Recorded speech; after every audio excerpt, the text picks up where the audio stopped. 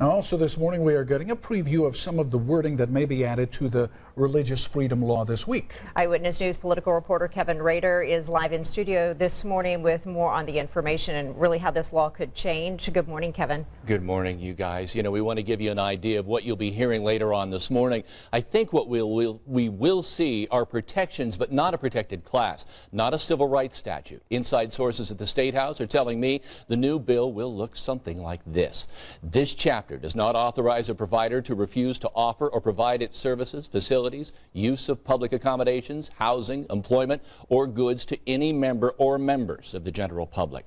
It will go on to say this chapter does not establish a defense to a civil action or criminal prosecution for refusal by provider to offer or provide its services, facilities, use of public accommodations, or goods to any members or any member or members of the general public. Now, that's a just rough sketch of what we may see later this morning, but this, I am told, will exclude churches, religious groups, schools, etc. Is it going far enough?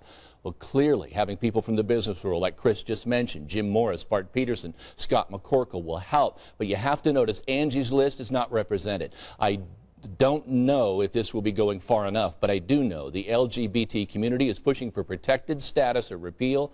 This is neither.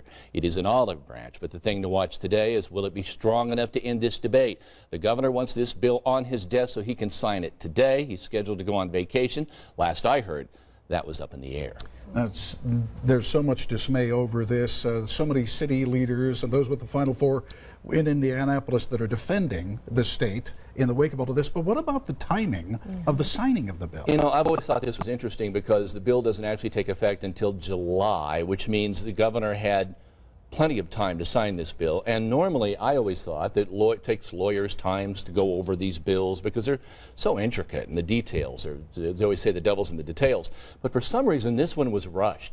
If it would have been normal and waited several weeks, it would have been past the Final Four. We wouldn't have had all this. You would have still had controversy, of course, but not the national stage that we've got right now. And I'm sure there are a lot of people in the business world in Indianapolis today who are going, among all the things that have gone on, why did we have to do this going right into the Final Four? It didn't have to be.